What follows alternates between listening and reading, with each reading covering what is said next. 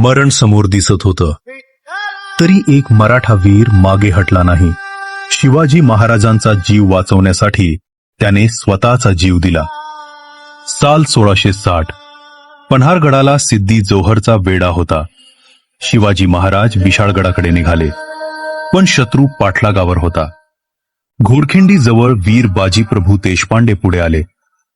महाराज, तुम्ही पुढे व्हा, ही खिंड मी लढवतो.